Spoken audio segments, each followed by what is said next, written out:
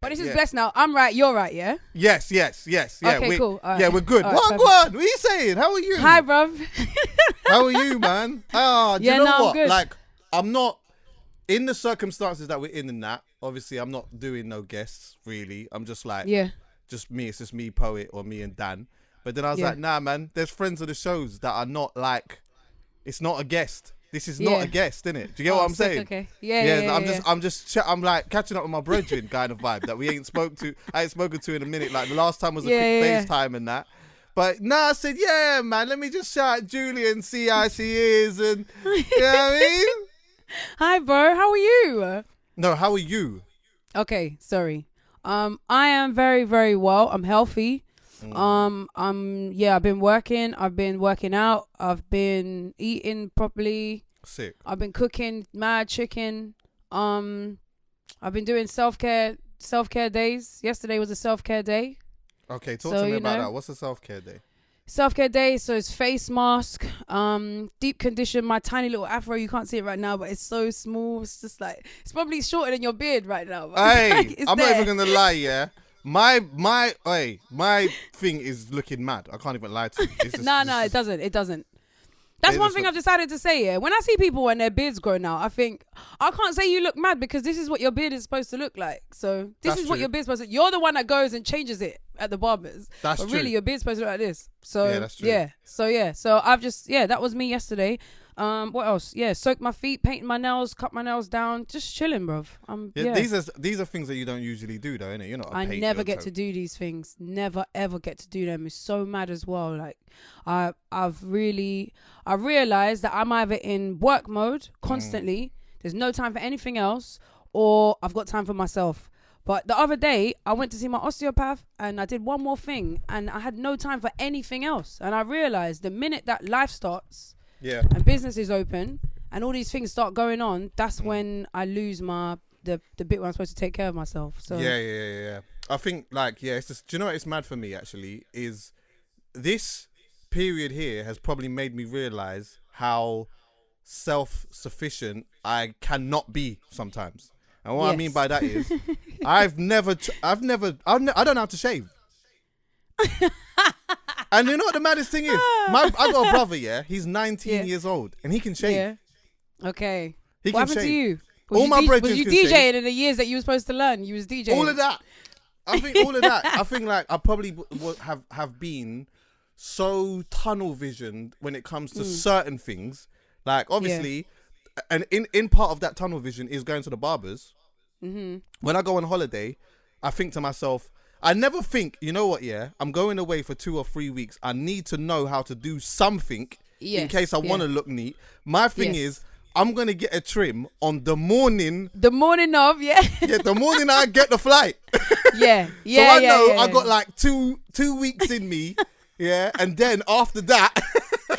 And you know what's so mad? You actually, instead of just thinking I should just learn how to shave, you actually start mentally working out that, you know what, I can't really go and do that in week 2 because I know I'm not going to look as fresh. So you actually, like, you plan your trip based on what, like, the thing, and in your head you think, I could just shave and I could actually go to that rave, like, in the second week. But you don't think, bruv, I swear, this is so mad. I know I shouldn't say this because people are going to judge me, but whatever, I cleaned my oven for the second time. You ever. What? Bruv, I've lived in my flat, for 3 years. And I cleaned my oven for the second time ever a month ago. You know, when everything started, bro, it was so mad as well. I started looking around my house and I was like, oh no, I've got to clean the toilets and stuff. Like, normally I just call the cleaner. I was like, oh right, I've got to clean the toilets, like the shower door, like I got to mop the floor. There was bare stuff. I was like, I haven't done this stuff in 3 years. Like, it hasn't happened. Yeah. And it's so mad because we shouldn't. I don't know why these things are coming second for us, but they do. Yeah, it's really weird. Yeah, but it's not weird. We live fast lives. That's what it is now. Life is faster, or was faster. And also, life is about conveniency, innit? Like, really, when you think about it, we usually, consciously or subconsciously, lean to the thing that is just convenient. Yeah. So, like, you get what I'm saying? It's like, okay, like in that situation, in your situation there, it's like, I've got things to do. I'm not even going to clean the toilet, so I'll just get a cleaner to just come and do. You get so mad as well. This is what technology's done to us, man. I'll be honest. I've liked the fact that I'm doing this stuff now, because I don't know when I would have done them. I don't think maybe I never would have cleaned my oven. I know it's such a small thing, but it's like I thought, oh, okay, cool. Like, this is real. Like, I've learned how to do a weekly shop now. Oh shit, Julie, man. Bro, before I was just buying the same like 5 things, yeah. And I knew they'd get me through, because I'd be eating dinner. I'd go dinner at Granary Square, and then you know what I'm saying, we'll meet up with Tolly for dinner, and then like it's fast food everywhere, Deliveroo if it gets peak. Now I know how to do a shop so it lasts for a week, 2 weeks. Like, it's mad. What? Can you cook? Look at this. Huh? Can you cook? Couldn't before. I could cook before, but I could cook on one of those. If I have to make food, I will. Yeah. Now, I will be in the kitchen cooking. Like, 3 times a day. Yeah. And that's like when you're in the kitchen actually cooking, it's like it feels actually like it's mad. When you're someone who don't cook, this sounds so crazy to you, but trust me, it's like going in the kitchen is like, it feels like this is a thing. Like, I'm gonna be in here for like an hour or whatever. I gotta keep checking shit. I gotta taste stuff. Yeah, it's so mad, bro. I'll actually literally get up, go into the kitchen, put an album on. I've been listening to bare albums. Put an album on. Yeah. And I know I'm in the kitchen now for 40 minutes. That's what I'm doing. That is I was seasoning chicken yesterday, just like, it was normal. Yeah. I was like, wow, this is, man. I'm happy that I've been able to do this stuff. I genuinely don't know when I would have done any of this. So yeah. How are you now? Answer my question. Just quickly with the cooking thing though. Sometimes I swear the best part of cooking is the parts where you taste it before it's done. Yes. And the smell before it's cooked. Yes. You know when you got the onions in there doing the thing and like other stuff now, and you've just started, but like that smell is almost like the best part. Almost the best part. It's mad. What you need to do as well, if you got time whilst you're cooking, is when that smell starts, leave the kitchen quickly. Just, I don't know, to do something, and come back into the kitchen and feel the smell as you walk into the kitchen. That's when it's real to you, because you're like, right, who's cooking? And you're like, oh no, it's me. Like, it's me. This is me. It feels sick, bruv. I swear, it feels sick. It does. Yeah. But go on. Tell me, how are you? What's going on with you? I'm good.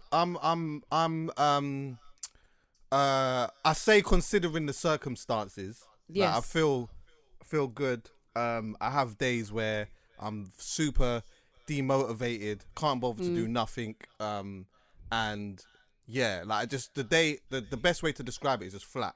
But other than that, like, aside from that, it's all right. It's been okay. Like, I've been able to structure out my days a little bit sometimes. So, and I've still been able to have little bits of work come through as well, which is good. Because, like, when this thing first started happening, everyone was panicking. Yeah. And like, so people that I was working with was panicking. The brands I was working with was panicking. Everyone was panicking, and everything stopped. Literally, I don't think I'll ever forget that week where, like, and I said this before in the pod, one Sunday I was looking at my diary and it just looked so lit. I was like, bare things are going. Like, Chucks, you're working. Like, and you know what? I do those things because trust me, I had a period in life, some years ago where, like, it just felt like I was just gonna fuck it all off. So sometimes I just catch myself and I'm like, things are happening, boom, boom, boom, boom, boom. Then this one particular week, when shit started to hit the fan, it was like, email, this one's not happening now. Then there was another email, we're gonna postpone this. Then it was like bookings that was getting cancelled. And then before I knew it, the same diary that I was looking at that was looking lit, everything gone. There was nothing in there. The only thing that was in there was like stupid shit. Like, well, not stupid stuff, but certain things that where I got to, drop some food to my, my great grandmothers or some shit like that. Like, there was nothing happening. So after that period had passed and people started to adapt and we started to adapt, then more things were starting to happen. But then on top of that, it was like, you know what? I'm going to use this opportunity to just look at different things. Like, I started doing a course, a Harvard course, which is proper sick. It's on justice. And it's like, it's almost like watching a TED Talks. Like, I'm watching, because I never went uni. Yeah. So now I'm seeing a man on stage now, yeah, talking to the students and that, and I'm like a part of it, but obviously I'm not there. And like my thing was this, yeah. See, when I was in school, I used to always like in college and that, yeah, the teachers chatting and that, and everyone's writing like notes and that, and I used to think, what the fuck, like, what are they writing? Yeah, what are you not writing? Like, what did he just say? Like, I don't understand. What did she just say? I used to leave the class with hardly any notes. You see my notes now. Oh my God, I'm the star pupil in there. So wait, what's your handwriting like? What'd you type? I'm typing, but my handwriting's good. Like you might have neat handwriting. Yeah, but the issue is that I can only write in capital letters now. What do you mean? I don't understand. I know, it's mad. Because I hadn't No, seriously, wait, what? Because I hadn't written in years. Yeah, that sounds mad as well. But I hadn't written in years. And I think when I started to write, I was just writing in capital letters. And now I can only write in capital letters. Bro, this is mad. I don't know how to respond to this. This is crazy. Yeah, I don't know how to do it. I need to practice that. That's something I might practice as well. That's amazing. And yeah, wow. and reading books and that. I'm reading 50 Cent's book at the moment, which is pretty good. What's it called? It's called The Hustle. Hold on 1 second. He's gonna go and get it because how can you not know the name of the book you're reading? This is crazy. It's called Hustle Harder, yeah. Okay. And to be honest with you, like, there's elements in it that I'm like, I wasn't going to it for like a self-help thing, yeah. But like, I was more going into it, reading it, because I like to know the insight on certain things that happened at times that it happened and stuff. Right, so okay, it goes in and out of like his perspective of how he would deal with certain things, and then he would give like a backstory about that. So for example, you know, he would say that if you're gonna tell your team something, yeah, especially if it's to stop violence or whatever it may be, and you implement something you say to them, for example, you know what, like, if anyone fights amongst each other, then someone's going home. He's like, you have to stand by that. And then he gives like examples of things that had happened on his tour and stuff like that, where that had happened. So that's what I like. What I'm enjoying about it. And then music, but like going into music, yeah. What are you listening to? Are you going to a lot of old stuff or new? Yeah. Talk on that. Yeah, I haven't listened to. I'm trying to think if there's anything new. I don't think I've listened to much new stuff, unless someone specifically sent me something and said, "Oh, I've got this new stuff out." Like Jam has been recording a lot. Footsie's album just came out. Okay. But apart from that, I'm listening to all my favorites, all my old favorite albums. Went back to the Diary of Alicia Keys. That was sick. Listened to 8701 and Confessions by Usher. Sick. Bruv, so mad when you listen to those albums now. It's proper crazy. Some of them have aged proper well. Like some albums are aged terribly. Yes. But like, yeah, that's definitely there's certain things that have just aged so well. Like, because I've been doing that as well. I've been listening to a lot of old stuff and going back to a lot of old things. You know what I did actually recently? I sat and I listened to like 2 hours of Gets. You know that? Okay, yeah. And I can't remember. I was listening. I think I was watching a documentary and something came up with Gets and that in there, and then I was just watching, like, listening to his music again, like going through his catalogue, but then watching like some of the old sets and whatnot. And in it is interesting because you see like how musically and as a MC as well, yeah, how he's consistently kept a certain level. But then you look at others that like certain things around it, and you're like, oh, some of this shit aged terribly, man.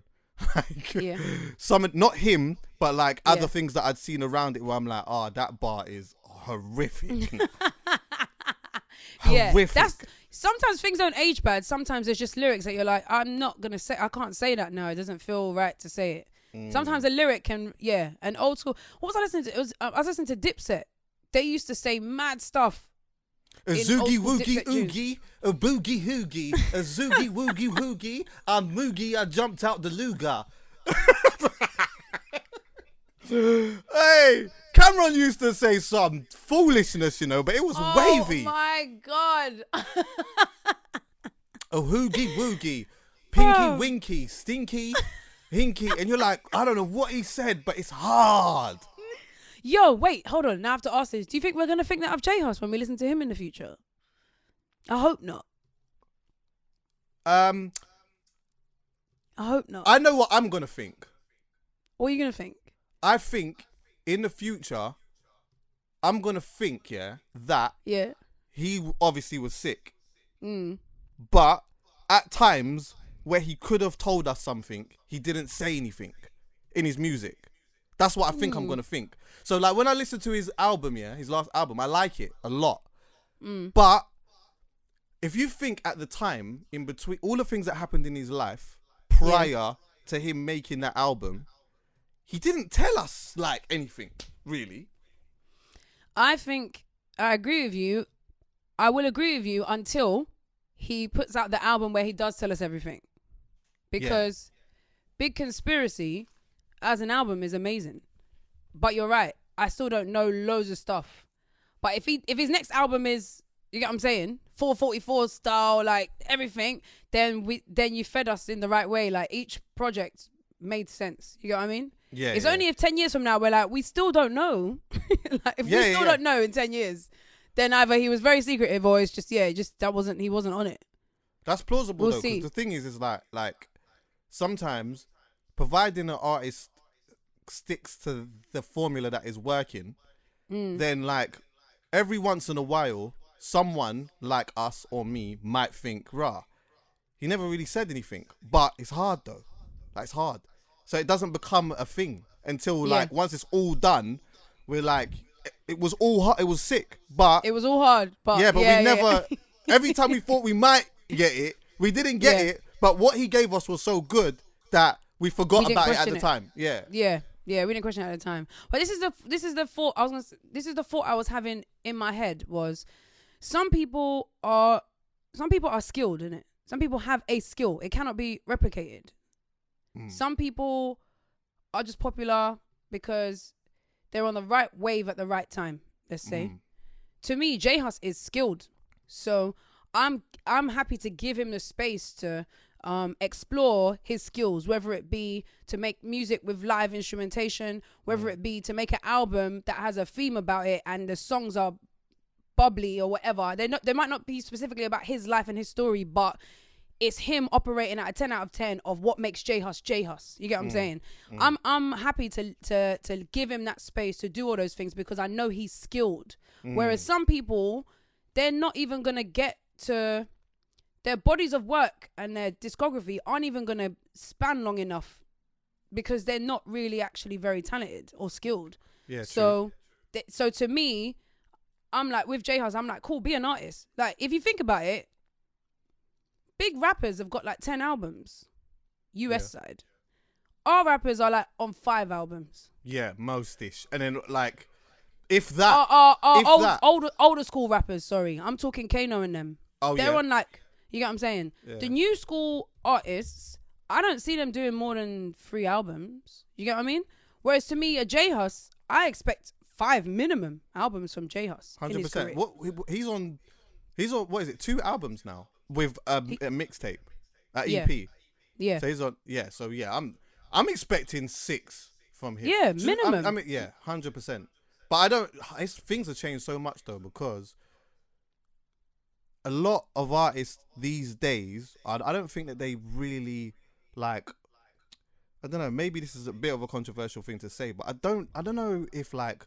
For some of them, albums are things that are even in their mind like that. They just make a bunch of songs and then just put them together and then it just becomes a project. Do you get what I'm saying? Which ultimately, that's like mixtape thinking. The difference is now is that obviously, or it's not, I shouldn't say now because it's been like this for time, but everyone's using original beats and going to producers and stuff like that. And people are getting paid or whatnot. But like, ultimately, for a lot, it's not that process of... let me go into a studio and start consciously working on this album. I think Dave was someone who you could see did that because he had a theme. So it was like, his the psychodrama thing or whatever. You could see that this particular day I'm going in and I'm now going to consciously work on an album and all of the different elements of that. JHus is another one, I think. Yeah. But I think I feel like that's becoming a small percentage of artists now, which is interesting to me. I agree and disagree because, I'm not one of those people that thinks just because something existed, it should exist forever. I think if albums should die, they would die. And I'm not going to be like, no, bring back albums, whatever. But to me, there are still millions of reasons to have an album. 100%. There are still, there will definitely be people who don't want to make one. That's fine. You don't have to make an album. Yeah. Especially in this time, you've got even more reasons to not make one. But there are still loads and loads of reasons to make an album.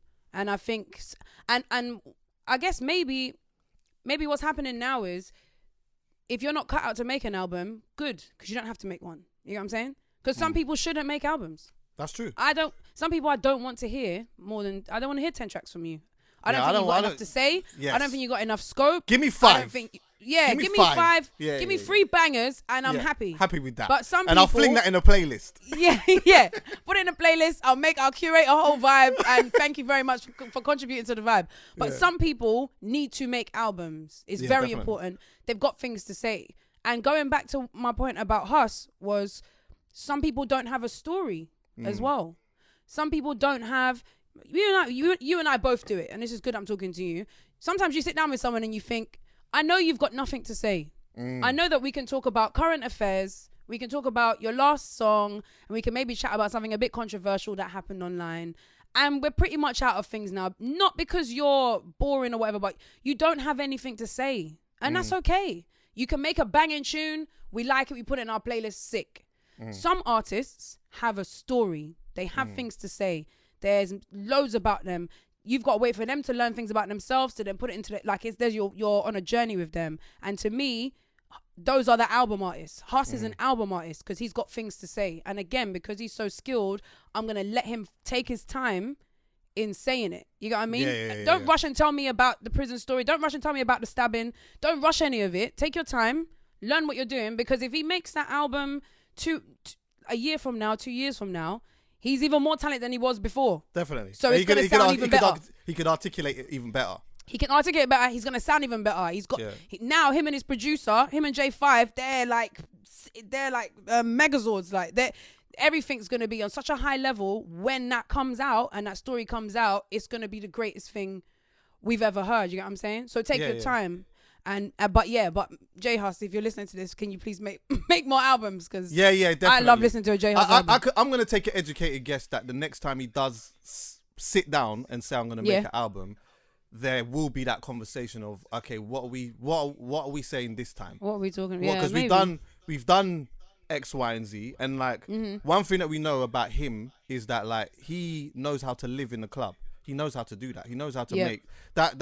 That goes to skill. Really? Have you said your statement on your podcast? About what? About JHus party tunes to Drake party tunes. To Drake party tunes? Nah. I think like a little bit. Do you still stand by it? I don't think I got like. I don't think I was in the conversation. I can't remember it now. But if I did, the conversation didn't allow me to deep dive in it. But what was it? I said he's been in the club as long as, well, not as long as Drake, but kind of consistently as much as he has. I stand by that. I stand by that, because I'm glad you do, because it wasn't until you said it that I thought about it, and it's true. Yeah, like since JHus has come out, he's been in the club. Yes, 100%. This is not me saying that he has as many club tunes as Drake does, but I'll tell you something now. Like he most definitely has one every year, or one that has lasted for however many years. Do you get what I'm saying? Since the start that he's come out. Since I've heard of this guy, he has consistently been in the club. And there is I don't know anyone else really as consistent as that. And that's not a fluke. You can't fluke that. You can't fluke that. That is that's skill.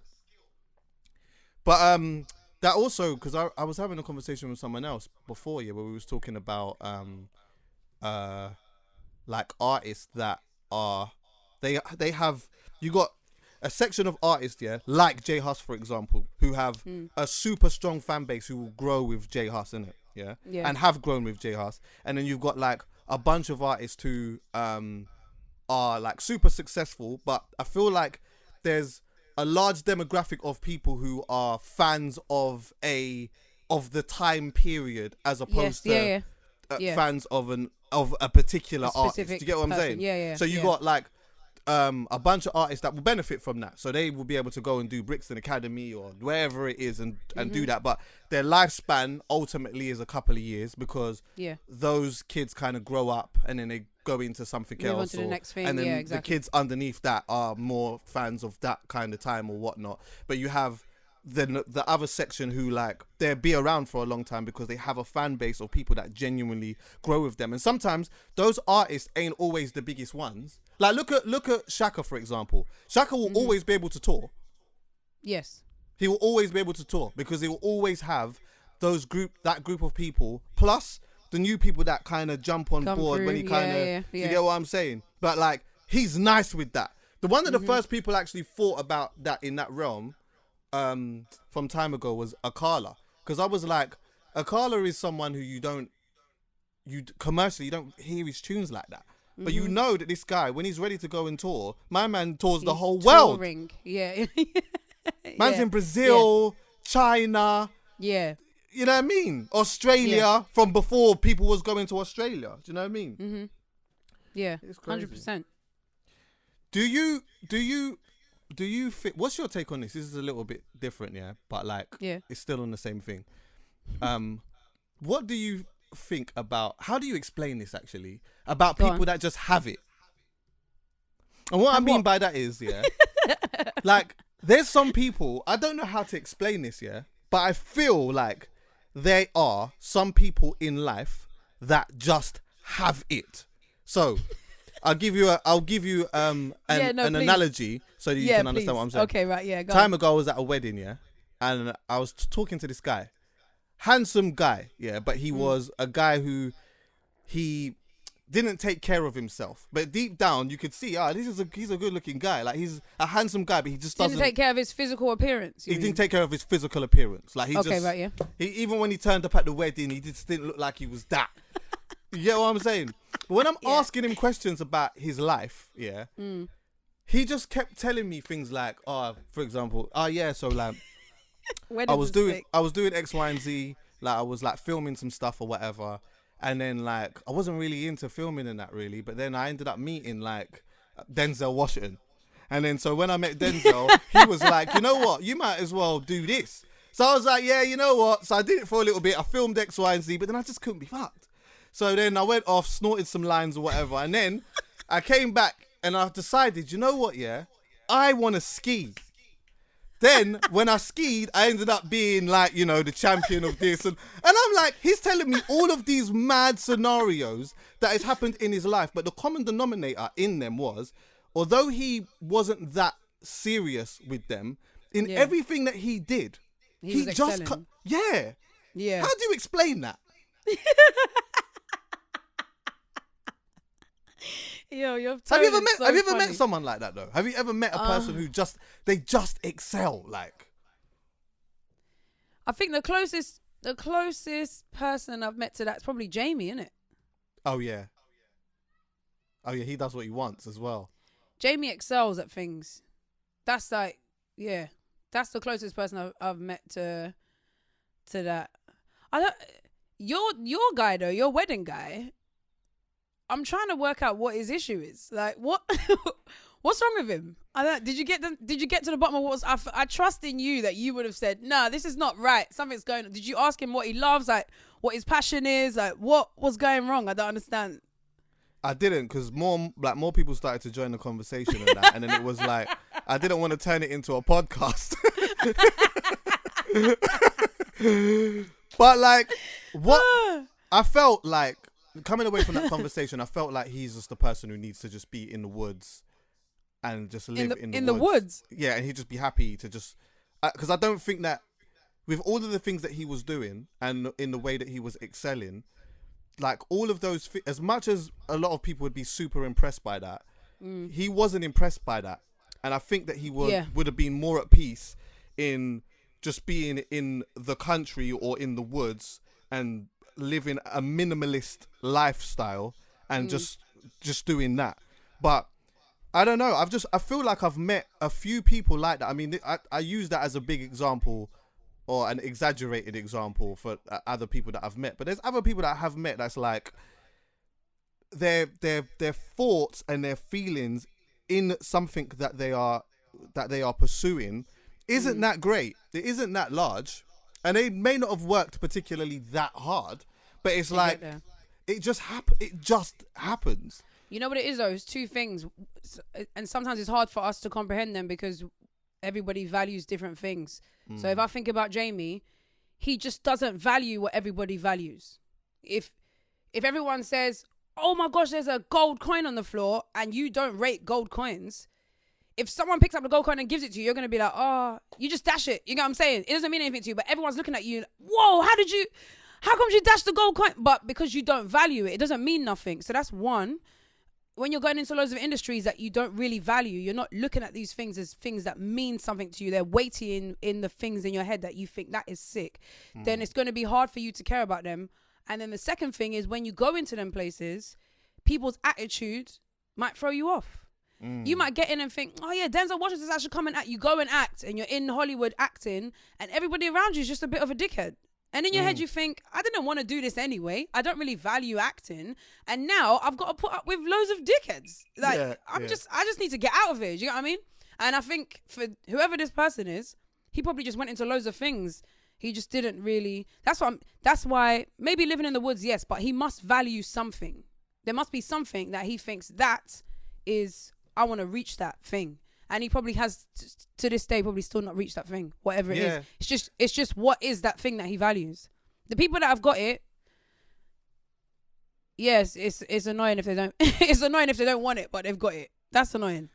Is it essentially saying that like the thing that you value the most may be the hardest to achieve? Yeah, of course. Because then it has to be. Yeah. In like business world, I guess obviously not in like relationship world. If like you value your family and that, you don't have to. It's not hard to achieve that. You know what I'm saying? But I think in terms of career and business and building things, yeah, absolutely. The thing that I love the most is going to be the hardest to reach, I guess. Yeah. Or or maybe not. What if you just value trees and you just want to? What if you just want to go and look at trees? Yeah, you can hug a tree and it's just. You know what I'm saying? And people do that shit. They sit there and just hug trees and that. Yeah, but that is interesting because there are people that I know actually. One person that's just come to mind. I know he does not value money in zero. Like it just means absolutely nothing to him. And I guess that like he is a person as well who would quite happily live a minimalist lifestyle. But because of that, maybe that's why he's got so much rotted money.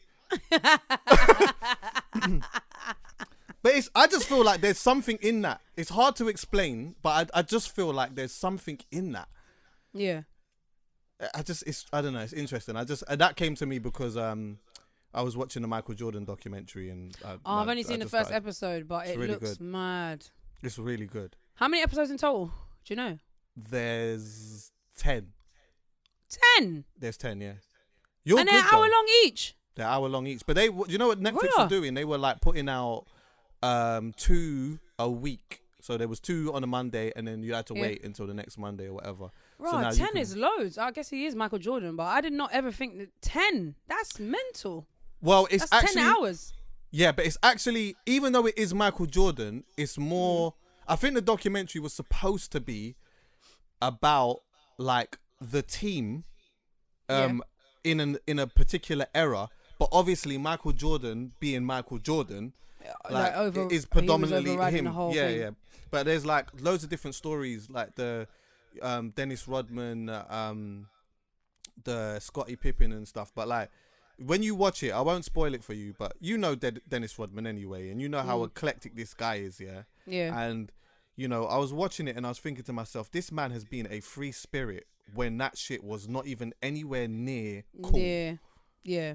Like anywhere near cool. We're watching this guy on a documentary right now, and his hair is all different colors, and we don't even notice that because everyone just does that now. No, yeah, that's so true. He was doing that shit when that wasn't like he was sick in the head. What are you doing? It's crazy. I'm definitely gonna watch it though. I can't believe it's 10. That's like a season of Ozark. Oh shit! Did you watch that? Yeah, I got to the end. Did you? Yeah. Yeah. You like it? So weird. I don't know. We can't really talk about it, can we? Like we don't. I don't like ruining things for other people.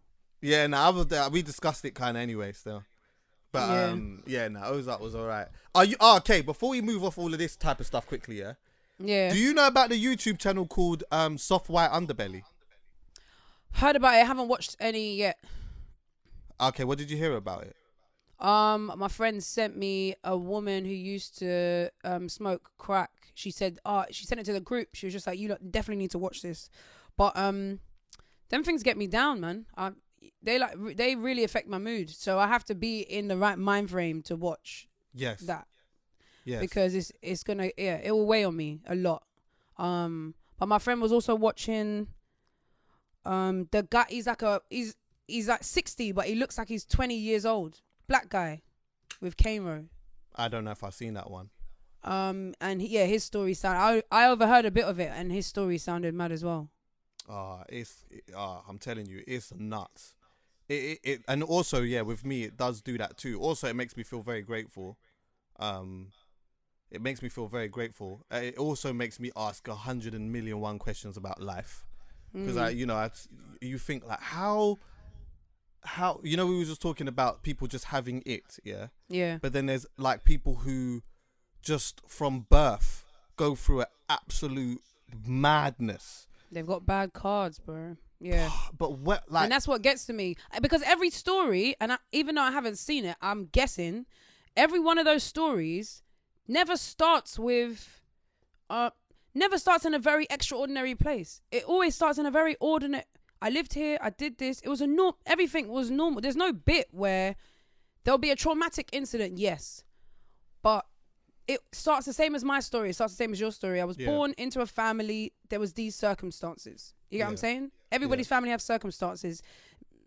And before you know it, the story's gone mad left. And in my head, all I think is, this could be anybody. Yeah. You know? Like, this could be any single person. This could be my neighbor. This could be my brethren. This could be my family member. And that's what gets to me, is I think that's why I struggle with it, because they're not saying anything out of the ordinary. They lived a very normal life, and mad things have happened to them. Some have, like, because I've binge watched a lot, and some have lived like a very normal had a very normal-ish upbringing, but like had maybe one or two things that had happened to them that was quite young at age. But some were like from the absolute get-go experiencing traumatic things, but the things that they were experiencing, and I think one of the reasons why this guy does it is almost to show like the flaws and the deep-rooted flaws in the system that they have, particularly in America, because you got kids that their parents might have treated them a certain way, but then you listen to the story that they have of their parents and what their parents was going through and all of these things, and it's like, you know, whether there's that common saying where it's like hurt people, innit? And and then before you know it, like, there's a big train of fucking trauma and all kinds of shit, and there's like even people within it that they've gone through all of that, and they're just like, but I'm all right. Like, I'm not all right. Like, obviously things could be better, but like, I'm alive, innit? And I'm, you know what I mean? Like, things will work itself out one day. And when you see stuff like that, it definitely makes you, I don't know, man. But I definitely recommend it, though. I've been watching a lot of that over the time. Have you been watching any documentaries? Have I watched documentaries? Oh, you know what? My friend told me to watch the one about psychedelics on Netflix. Oh yeah, shit. I seen that. Yeah. I seen that. Bro, I swear down, that was blowing my mind. Seeing all them people, famous people talking about taking drugs was making me laugh so much, bro. Have you ever had the stories they're telling? Nah, I don't think I could take one, because I think I'm already too mad. I don't think I'd come back. You know what I'm saying? I don't think I'd come back. I think that's the kind of thing that would take me. I'm gone. You're not seeing me again. Yeah. I don't think I should do it. My imagination's too much. I don't think it's for me, bruv. Have you ever been curious? No. Nah. I've heard people talk about LSD. Obviously, Rocky's got a video called LSD. It's a sick video actually. But I've heard people talk about LSD. I've heard people talk about acid.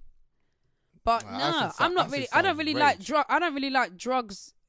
I don't really like mood altering anything. I didn't really like alcohol for a long time. I don't like those kind of things.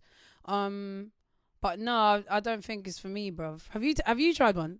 Not by choice. Listen, not by what choice. Does that mean? I told this before, but I'll say it again because I said it time ago. But basically, it's crazy. This guy said not by choice. Yeah, what happened was, one time, my brethren, it was his birthday, Yeah. So he's rang me now, and he's like, "Are you DJing tonight?" Or whatever. It was like midweek. It was like a Thursday or some shit like that. And I was like, "Yeah, I am." And then he was like, "Yeah, like, can I roll, whatever?" I was like, "Yeah, of course, man. It's your birthday. Come just roll out." So anyway, now I said, "Where are you?" He said he was at one of my cousin's house, So I was like, "Cool, I'm gonna come pick you up and then we'll roll." So when I've picked him up, he's come in the car, but he's got cakes in a bag, like they're in a big weed bag. But in my head, I didn't even register that. Yeah, it was just a big bag and he's put them by his foot. So I said to him, because remember, it's his birthday. So I said to him, "Why are you hiding the cakes for? Let me have one." So he said, "All right, cool." So anyway, I'm eating this cake now, and now the cake started tasting a bit funny. But I said to him, "Right, this cake tastes a bit weird, whatever." So I'm eating the cake now, whatnot. And then we're just chatting or whatever. And then like I said to him, I looked in the cake, and the cake was plastered of weed. I still got a picture of it. Like, this is not like when you see weed cake in that, I'm assuming that like you don't see the weed in it like that. No, it's the oil. You're supposed to bake the oil into the cake. You don't put the weed in. You bake it with weed oil. Listen, the thing was plastered with it. So now I ain't smoked weed in years, and in my mind, how much cake did you eat? I ate a whole lot. So what happened was I had a little bit and I was like, "Bruv, man," I said, "there's weed in the cake, innit?" Then he starts laughing. So then I just ate the rest. Cause I thought, you know what? The worst thing that's going to happen is I'm just going to get tired and want to go sleep, innit? No, so that's not the worst thing that's going to happen. But I didn't know that. So I said to my brethren, I was like, "Where did you get the cake from?" And he said that he got it from one of my other cousins, because he's close to my family or whatever. And this cousin that he's got it from is a weed smoker. Like, this is not a cake this is not a light-hearted cake. This is a cake for people who smoke hella weed, So anyway, cut a long story short, I'm not going to go into the whole thing, but cut a long story short, I went to the booking. And now when I play this out in my head, I've just remembered that you're going to a booking when you're doing this, but go on, It could have been mental. Bruv, you could have been vomiting on the decks. So anyway, we've come out, of the dance, and at the time, bearing in mind, I've not noticed this at the time, but I know now in my head. When we've come out of the dance, like we're doing this. So like he's crossed the road, then I'm crossing the road, then he's crossing the road, then I'm crossing the road, and we're not intertwined. Like, but it's normal to me because I don't know what's happening. Yeah, we're just hanging around outside. Amazing. So anyway, we've jumped in the car because I'm driving. I was driving. Oh, wow. So I'm driving the whip now. And then we're like on the way back and when I tell you, we are dying of laughter. Like dying. And there's tears pouring down my face. And then as I'm killing myself, I can't breathe. I'm jolting the car a little bit and I can't breathe. And then I was like, nah. And I started clicking my fingers. I said, "Nah, there was something in them cakes." And you see when I said there was something in them cakes, Julie, my whole life changed. Like I'm telling you, that experience just it changed. I never knew that the brain could do that. I jumped out of the car. Started rolling around on the motorway because I was on the motorway, and then I started seeing like Flintstones. You know, like the cars. See, like the Flintstones. So I could see every car that was going past. It was a cartoon, and there was like feet underneath it running instead of the wheels. So now I'm thinking, I don't know what the fuck's going on. I think everyone's the police. So I've tried to chase down the policeman because I thought, you know what? Let me run to the policeman before the policeman comes to me, because then I might get a lighter sentence.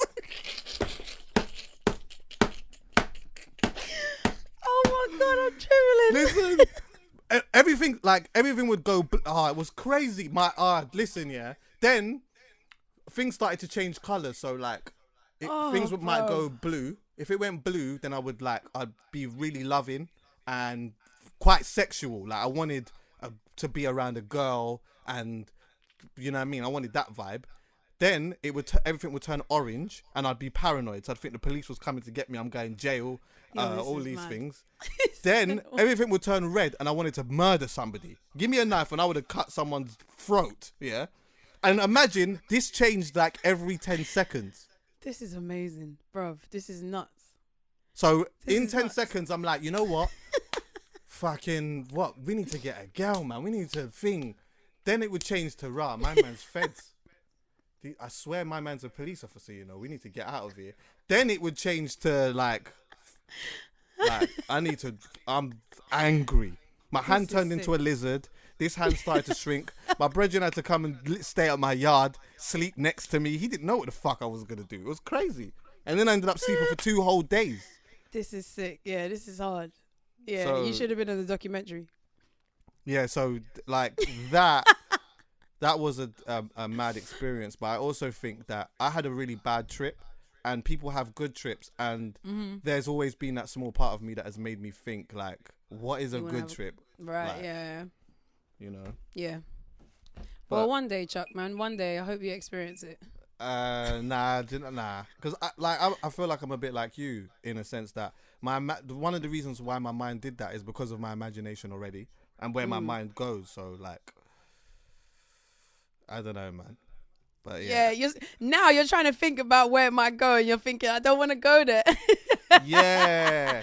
I don't want to go there. I don't want to go there. Me and my brethren could have fell out over that because he didn't tell me, and that could have imagine I dropped him home. Imagine I dropped him home, yeah, and then it kicked in afterwards. I don't like. Could you imagine? Yeah, no. That's the thing about cakes as well, is when smoking, I don't know why. When I smoke, I feel like I'm very much in control of the smoke. You get what I'm saying? Like, I've smoked, I'm high, I'm not high anymore. When I eat a cake, when I've eaten one in the past, it's just in my bloodstream, and that makes my head go, it's not leaving you for days. Like, it's just like, it's never gonna leave. It's just like, it might be in my shin. Like, you know what I'm saying? Like, it's gone all over your body. Like, there's blood everywhere in your body. So the cake one messes, I don't like it. It's just like, no, that's literally in my my digestive system. It makes me feel uncomfortable. So yeah, the cake, nah, I don't want to go down that road again, bro. When have you been at your most delirious though? Because you must have had like a situation where like alcohol in particular or whatever took you to a place that you were uncomfortable with. Was when I had that's what I was just, the question I was going to ask you before you told your story. I didn't eat one time. I was hungry. We was in Amsterdam, and I was saying to my brethren like, oh brother, I'm so hungry. And we had cake. I was like, I'm just going to eat a cake. And my brothers were like, nah, don't eat the cake on an empty stomach. And I was like, nah, bruv, you don't understand. I'm starving. And I ate the cake, bruv, on an empty stomach, yeah? Whitey, like, just gone, bruv. Serious? The rest of the trip, cancelled. Whole trip cancelled. We were supposed to go. Have you been Melkweg before in Amsterdam? Where? Melkweg. No. Oh, no, I know about that, though. They do a sick hip hop night there called Encore. I don't know if they still do it, but we're supposed to go there. No, done. Bruv, I lived in a toilet for the rest of the trip, bruv. I said no way. It's horrible, isn't it? I said no way. I remember just looking in the mirror thinking, I don't want to feel like this anymore, but there's nothing I can do. Like, this is who I am now until this thing goes away, bruv. Yeah. So yeah, when I see things about drugs, I remember that experience, and I think I don't ever want to be in a place where I can't not be. I can't say to myself, okay, I'm done now, and just get on with my day. You get what I'm saying? I don't like that feeling at all. So I'm not on it. It's like, and you're a person as well. I could imagine that something like that happens, and you don't need to go through that again to know that's what happens again. Like, you've done it now. That's it. You've learned from it. I don't need to do that again. Yeah. Done it. Yeah. I will say this though, with trips, your trip, I don't know what the phrase is, but your trip is only ever as bad as the friends that you're with. You have to have good friends if you're going to if you want to partake in any of that stuff, it's the people that you're with that are going to make or break it. If you're with rubbish people, then by rubbish people, I don't mean people that are not fun, by the way. I mean level-headed people. Like, I've been with my brethren, but I haven't taken anything. But if she's taken a drug or smoked weed or whatever it is, because I'm there, she can feel a bit more safe in that someone who's got my back, you know what I'm saying? If it goes left, she's gonna take care of me, whatever. If you're with people that are just like, wait, like, you know what I'm saying? Like, if you're with that kind of crowd, bruv, it can go left. It can go so left because no one is gonna save the day because everybody's just like, you know what I'm saying? You need to be with someone who's gonna save the day. Yeah, 100%. Like a responsible adult who's gonna save the day, bruv. Trust me. And then you'll be relaxed. And that's so usually I don't know who me. So if I'm the person... Cool. I was just gonna say, I don't know who that person is for you because in my head, you are the level-headed person. So now, I don't know once my head's gone, then I don't know. The night's fucked. It's you. Okay, cool. Yeah, I might have to be that person for you one day. No, I don't know if I don't know if I'll do that again. Like, I don't know if I'll do anything like that. Don't you? Because you watched the documentary, right? And they did raise, or one of the people in there raised a real interesting question where it was like, you use a certain percentage of your brain, you take a psychedelic, and then you start seeing all of these other things, and then you start questioning, like what is real?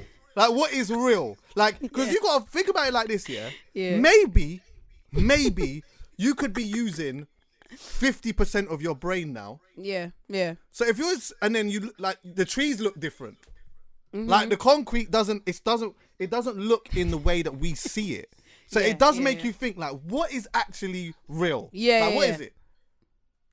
Yeah, 100%. I completely agree with it. And those are questions, Chuck, I don't ever want to have to ask myself. Like, for 30 years, I've been telling myself everything I'm seeing is real. And I just want that to be the truth. Because if I go into the next bit, then it's too many questions. Yeah. And then you start losing respect for things. People will be telling you things in the real world and you're like, bruv, I've seen that tree. It's actually orange. So I don't know what you're talking. Exactly. You don't even respect what people are saying to you. Exactly. And what is life? People are telling you about colours and that and you're like, that's not. You're like, nah, there's actually 43 million other colours that you haven't even seen yet. Yeah, like, what you bruv, you're chatting shit. Like, it's not, nah. Yeah, exactly. The sky is not blue. Yeah. It's orange. I need parameters. Exactly. Parameters. Yeah. I don't know. Let's not go there. I'd said time ago, actually, I never actually got to do it, but I do want to record an episode with somebody who has tried a bunch of different psychedelics just for them to tell their experiences, because my one of my best friend's brother, he's like, he swear blind, but he swear blinds for like psychedelics, because he's like, he's a person he's not addicted to anything, but he can tell you he's tried everything. So he can tell you like what effects this had and what that and what happened with it. And I can't lie, I do find them things interesting. I'm a pussy. I'm not that. I can't take. I can just about take a flipping vitamin pill. Yeah. Listen, I had a vitamin. I had a B. What is it? B12. B12. Yeah. And one of them was a thick tap. Do you know how long it took me to swallow that thing? Pause. Listen, I had it there and I had to get techniques on like getting the water, and then it's fucking crazy. I'm a pussy. I thought you was going to say you want to do an episode of the podcast whilst on the psychedelics. Oh, hell no. Bruv, I think you should try it. No, you have to respect the drug, innit? Don't overdo it, but I think you should try it, bruv. I reckon just have someone outside supervising, obviously, just to make sure everything's blessed. But just leave you with the mic doing an episode, bro. I think it would be sick. Nah. I think it would be sick, bro. Nah, because I already, even like in that weed cake story, there's parts I didn't even say that is embarrassing. I was all getting naked in that. Yeah, I was just gonna say, I bet it was that you was getting naked. Yeah, I was getting. I was taking my clothes off. I wanted, you know what it was, Julie? I wanted it out of me. I've been there, bruv. I remember looking into the toilet like, yo, I don't want to do this anymore. How do I stop it? Yeah. Where's the off? I need an off button, bro. This is long. I don't want to do this no more. How comes I can't be in control of this? Yeah, but yeah, bro, that would be sick, bro. Shouts to Callum. Oh my god, that would be a sick video to edit of Chuckie on psychedelics. Maybe 6-7 years down the line or something. Oh, bro, don't rob us of that, man. That's too long. I think it'd be really, really good. Well, boy. Well, yeah, we'll see. You you took part in one of the clashes, which was good. I see. Oh, the No Signal. Yeah, vibe. Huh? Yo, that was hard. I'm not gonna lie. You're clash material still. Is it? Yes. Like you so? are. Yeah. Yeah. I know that. Like if you are passionate about something, yeah, a style of music or an artist, yeah, and it was for and you had to represent them in a clash, you would do so well in it because of the energy that you bring and things that you say. Because remember, see with the clash as well, yeah, the clash isn't just about standing there and just pressing play. The clash is like we need to, some things. Yeah, we gotta say something. Now it doesn't mean I gotta be disrespectful, but we gotta, you know what I mean? We gotta like, we gotta do all of that and back the artist or the genre that we're doing. Do you reckon you would do it again? Like, I would definitely do it again, but that was the first thing. It's so mad you said that was the first thing I said to them when they asked me. He said to me, what the 90s version. I was like, cool, yeah, that's sick. He said it's with Ian Wright. I said, oh man, I can't diss Ian Wright, bruv. That was in my head. In my head, as soon as he said you want to do it, I said yes. I was ready. I was like, oh, I'm gonna slew. Like I'm gonna, you know what I'm like. If I'm vexed, like I'm gonna go. He said Ian Wright. I said I can't. What can I say to Ian? Like I'm not gonna insult Ian Wright. Like no, it's not happening. So straight away in my head, I thought I can't. This is not gonna be as fun because if it was any other person, I'm just insulting you, bare. Yeah. You know what I'm saying? It's just gonna be banter the whole time. Yeah. So I was worried that I wasn't gonna be able to have banter. But he was cool. Yeah, he was cool. He's a laid back guy. Don't take himself serious. He's got banter, and yeah, it wasn't as disrespectful as I would have got normally. Yeah, yeah. It was still good. Yeah. Maybe it needed to not be too disrespectful because I get disrespectful, bruv. Yeah, you could get. I know, and you would get way too carried away. And then then you're like, right, she even like me. Like, she don't even like me. Yeah. It'll be like Gasworks with Alhan all over again, bruv. People be like, bro, Julie is rude. I'll be like, yeah. So maybe it was good because I get carried away definitely. Yeah. What would you do if you did one? What would you do? What would I have done? Yeah, who would you represent or what genre would you have done? Obviously, I did 90s, Ian did 80s.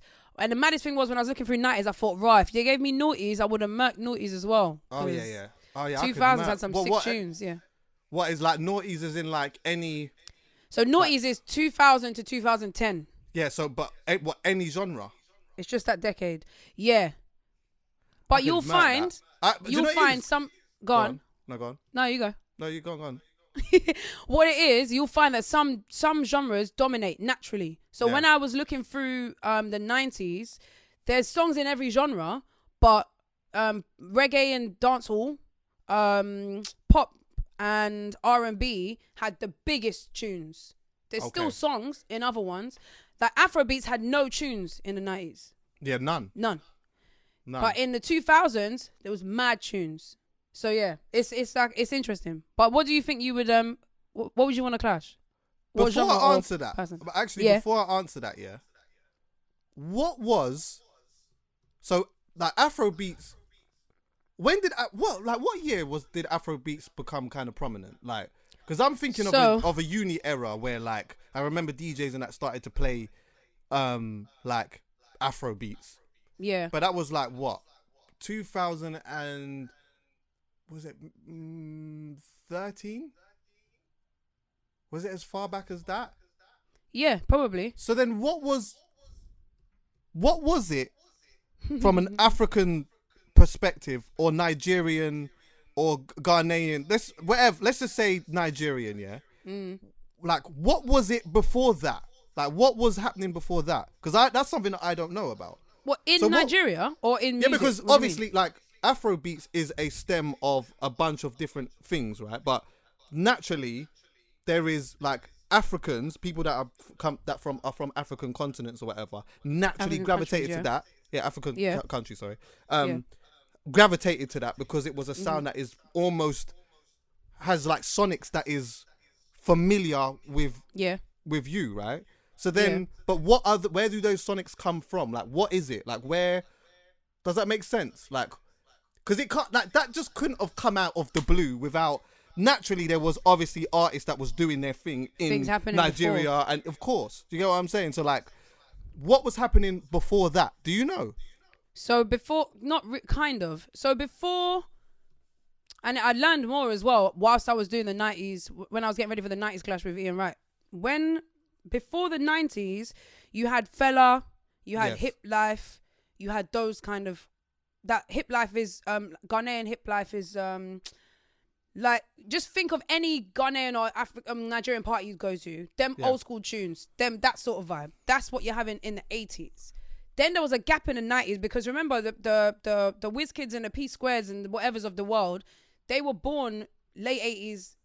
So they couldn't have been making music because they would have been like 5 or whatever. So then in the 2000s, then you had... Premier Gau, you had that tune that that's came where out that started to really cut. Yeah, that's when it started to really so it's that sort of, I don't want to name loads of songs because I might have the years wrong, but it was the early that was it that thing. What was that tune called again? What? So you had things like that. You had let me see if I can play who else came out? It was almost like the P Squared, Gonga Saw, Yahoo, Yahoo. It was like that sort. It was the early African Afro Beats sound. That was 2000s, and still you wasn't hearing that in the club.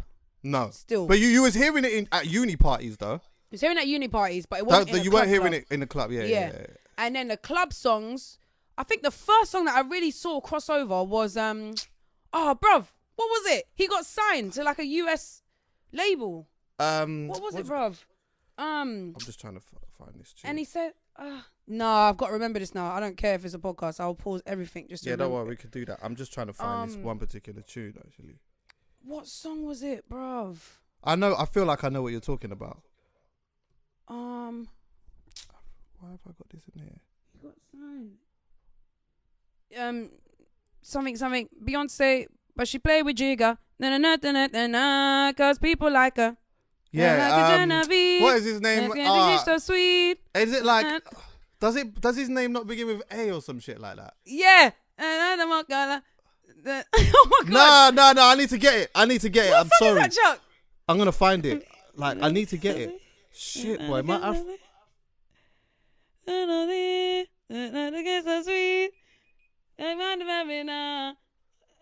gonna find it. Oliver Twist. Oliver Twist. That's the one. Yeah. That's it. Yeah, that bust true. Right, that was gonna piss me off. Yeah. But Oliver Twist. Can't remember what the name of what the artist's name was. What his name was. I'm gonna tell you right now. But Oliver Twist was the first tune that I remember that got signed, and that was when I think that was when, I'm not 100% sure, but I think that was when The Banj. That's it. The Banj. Yeah. So the Banj era. That was when I started, like, Afrobeat started creeping into clubs. Yeah. It was around that time, I think. That was when I remember seeing it. I was like, oh, right, okay, cool. And then, obviously, Antenna came out. Remember that? Oh, there we go. I think I found it. Wait, this is the... Because I've been trying to find this flipping tune since we've been talking. Yeah. Oh, yeah, well, sorry, I didn't turn the thing on. Technology will do that to you. Yeah, it could do that. You know, you're sitting there looking at bad things like, what the fuck? Like, what's going on? You're changing the EQ. Yeah, exactly. And the thing's not even on. All right, let me see if this is the one. Hold on one sec. Can you hear this? Yeah. Remember this? This was a big tune. But that's the remix. I don't know where the fucking... Wait, no, play. Wait, let me try and see if I can get the actual proper song though, because this. Do you remember? Do you know what it's called? It's called The Thing, and it's by Atumpan. Oh, small girl, you don't know the thing. Yeah, that was in that era as well. That was in that. Yeah, that's that, to me. That was early. That's Gonga Saw days. That's Olufumi days. Olufumi, that tune. What else is there? Yeah, that's when I was. How old was I? I was rolling with Sam and them times. I was a teenager them times. It was probably about 15 years ago. Okay. What? I was in my teens. It was maybe like when I was 16, 17, I think them tunes was rolling. What, the thing can't be 15 years old. No, I'm not saying that 15. I'm saying that era, when you talk about eras of music in a Nigerian party. Yeah. There aren't really eras. Okay. Well, there are kind of. There's old school tunes that your parents were listening to. Yeah. They weren't made in any way for like the kids to dance to or whatever. They're just old school tunes, yeah? Then there's the tunes like Olufumi, Yauzi, Gongaso, that song you just played, My Car, You Don't Hit My Car, or You More Repete. It's them kind of tunes. Then there's in my head, there's the new school WizKids, Davidos, Burna Boys, whatever. That's like, I feel like those are the eras. And also that last era, the WizKids, that's really the clubs. Yeah. That's really the clubs. Even when the Gonga Swords of the world were coming out, the P Squared and stuff like that, you would hear them in the clubs, but not really. You're not really going to hear that in a club. Now, there's a list of tunes that you're hearing in the club. So with that said though, essentially, is there a gap? Not if you're a Nigerian person. Does it feel like there is? Because technically there can't be. There must be. There always. Yeah, that's what I was saying. If you're a Nigerian person, there's obviously no gap. Not like there was a bit in Nigeria where there was no music happening. Yeah, of course. Yeah, there's no gap. Everyone was just in Nigeria and just whatever, just chilling. Yeah, there's no music. No one weren't beating on no drum, no nut, and everyone was just trying to figure something out. Yeah. No, there was definitely no gap if you lived in Nigeria. Someone come one day and said, "Listen, I got a studio, you know." They said, "What the fuck is that?" I can make beats. What is that? Like, okay. But in the UK, I'm talking about clubs, by the way, because if you're a Nigerian person or a Ghanaian person, you're listening to all this stuff at home, standard. Yeah. Or when you're going to parties with your friends, it's there. I'm talking about in clubs. If you go to a club in Shoreditch or whatever, anywhere, I don't know why I said Shoreditch. Wow, remember Shoreditch? If you go to a club in like Shoreditch or East London, wherever you go, there was definitely a big gap. I literally used to only hear Premier Gawu was the only African song, because it's not Ghanaian or Nigerian. I think that's Congolese, if I'm correct. I'm not sure. But Premier Gawu was the only African song that I would hear in a club my whole life. It was just a song, and it was and they would always play it at the very, very end. That was the only song. Then I started hearing like Odonium, and like there was the other tunes that would come in a little bit for certain DJs. But now there are straight Afrobeat tunes. But yeah, there was definitely a gap, 100% in the UK, definitely. Yeah, because I was always trying to find out, or just even in like sort of recent times, like where was the gap, and like why was there a gap? Because I never understood why there was a gap. But then as soon as the music became prominent, it just became massive. Like it just was like it was like, in a sense, it was like something that people had always wanted but didn't realize that they wanted, and then now that it's here, it's just massive. Do you get me? And it's even sick now that, like, obviously African artists have been touring all over all over Africa for a long time, but now you're starting to see artists from here using that as part of their promo to go over there and tour and shit like that. That's definitely making a huge difference. I'm loving seeing that as well. That makes me happy.